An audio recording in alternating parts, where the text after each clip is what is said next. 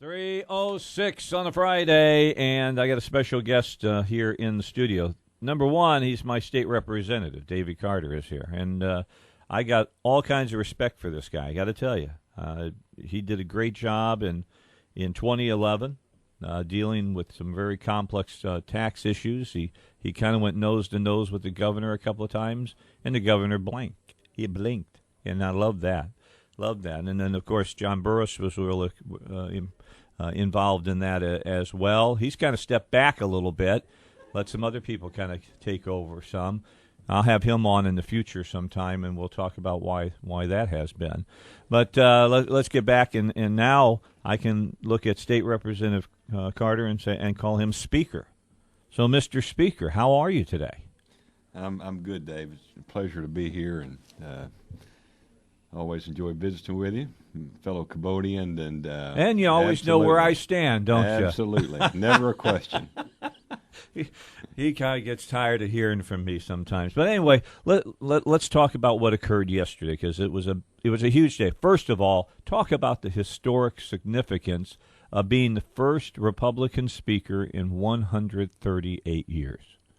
Well, it's a proud moment, and when I think about that, I think about all the people that laid the foundation for that over the years, and they were out doing all the hard work. And when there were just a few members in the General Assembly on the Republican side of the aisle, so it's a proud moment, and I'm a proud Republican, I'm a proud conservative, and it's a big deal, not for Davy Carter, but for all the people that have gotten it to this point. All right, so I'm going to cut to the chase right at the beginning here, because there's a lot of innuendo and stuff that was flying around. That you were the governor's pick, and he's the one he wanted in as you to be the speaker because he wanted to break the majority in the House and all of that. So why don't we deal with that right at the very beginning? Why did Davy Carter decide to run for speaker? Did the governor call you up and ask you to run? No. I have a good relationship with the governor. I respect the governor. That's two things you've got that I don't have. Well, I just I do. I mean, I do, and he's we've got a good relationship. Now we don't always agree, and he'll say that, but I think we've done it in a way that I think he's appreciated when we don't agree, and kind of the manner in which we have those discussions. So no, that is not the case. And the second part of your question, it's a great question, and it comes down to this. We are in historic times in Arkansas and Arkansas politics, and the United States politics for that matter, and we have a 51-49 split in the House. We have just been through probably one of the most contentious and difficult election cycles with emotions high, with the presidential election and all these things that extenuate from that. And other things I don't really probably don't want to elaborate too much on, but I get the bottom line is this, that I felt absolutely compelled that because of the relationships that I've been able to build, the personal relationships been able to build with people in the General Assembly the last two sessions, that I needed to step up and try to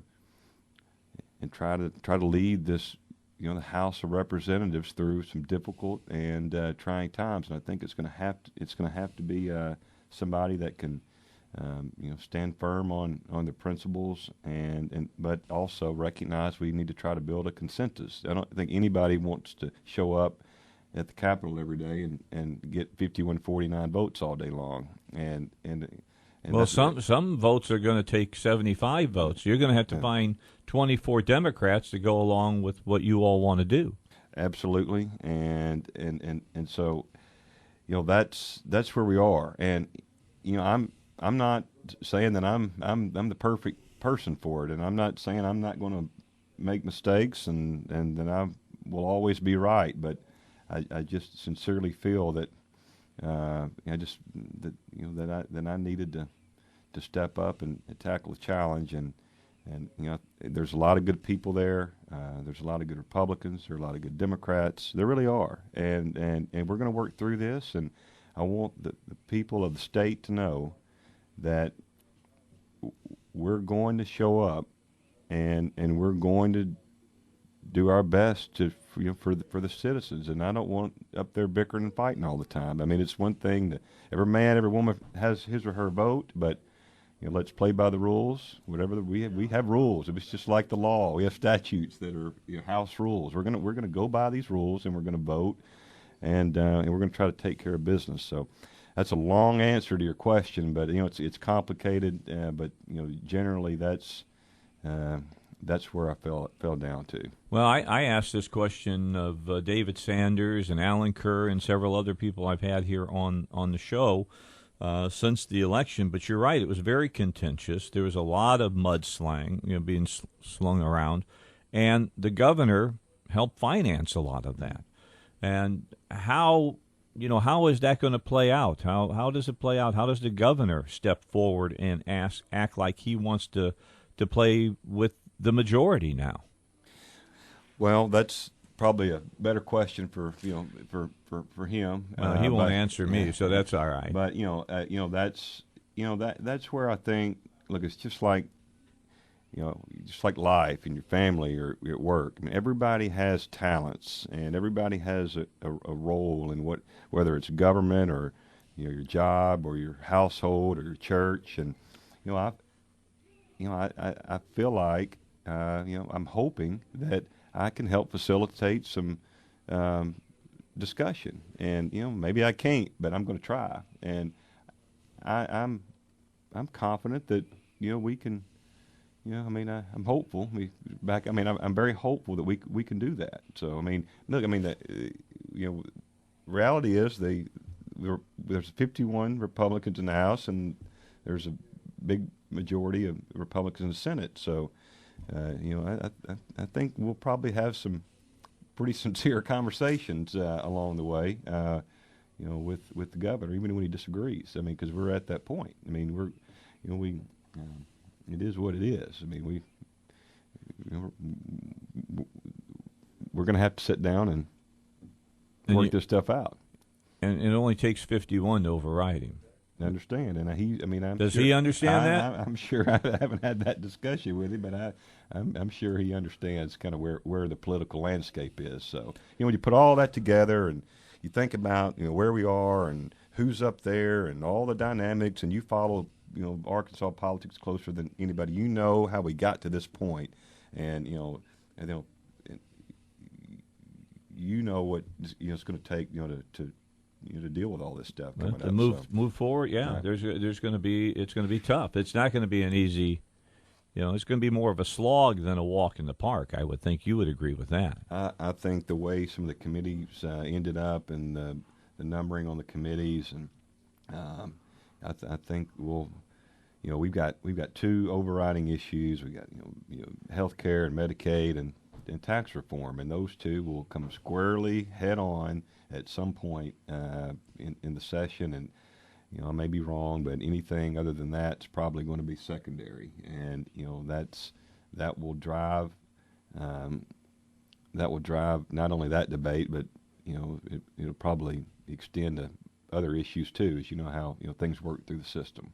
All right. Question for you that we talked about your working relationship with the governor and how you think that's going to play out. What about your working relationship with your fellow Republicans, many of whom were firmly behind Terry Rice, thought that he was going to be the new speaker? How long do you think that's going to take to repair? Because there's going to have to be some repairing done, is there not? I agree, and I want to say this.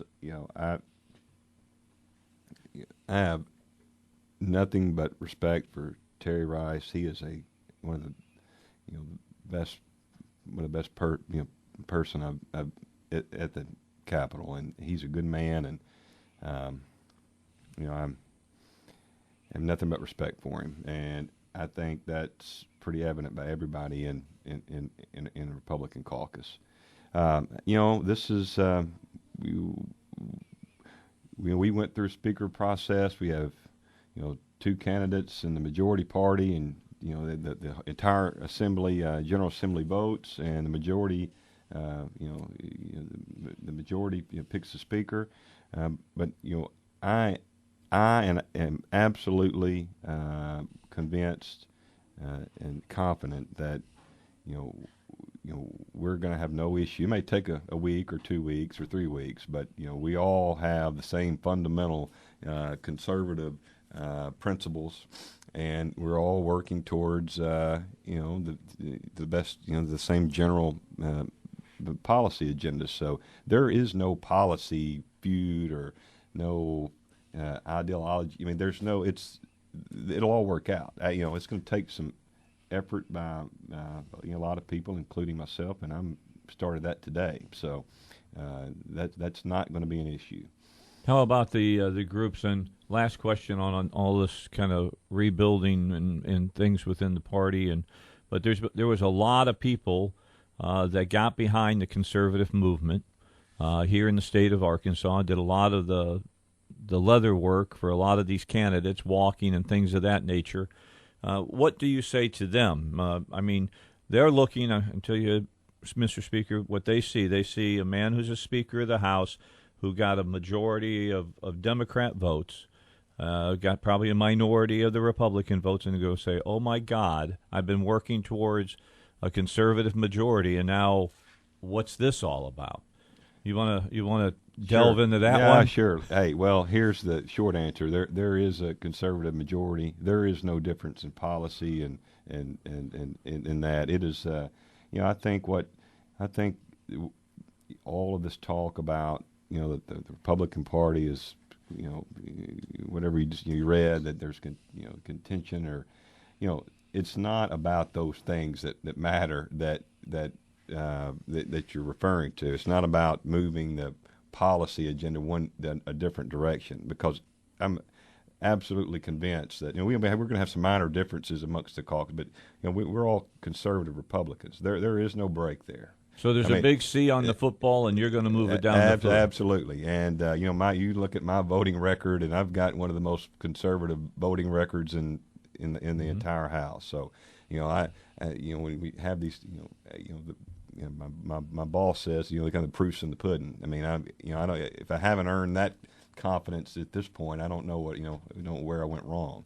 But the issues or the votes and all the speaker stuff and all that. I mean, it was the timing and the personalities, and it's not about fundamental core policy beliefs. We're all pulling in the same direction. And so to everybody that worked hard and understands what's at stake, across the country, and that's just be comforted to know that that's not the issue within the Republican Party of Arkansas. Can Dave Ellswick put this in kind of Dave Ellswick speak? What you're telling me is that the frosting may have changed, but the cake is still the same? The cake is still the same. I like that. All right. I like that. Let's get a break in, and we'll come back and speak with the speaker some more here.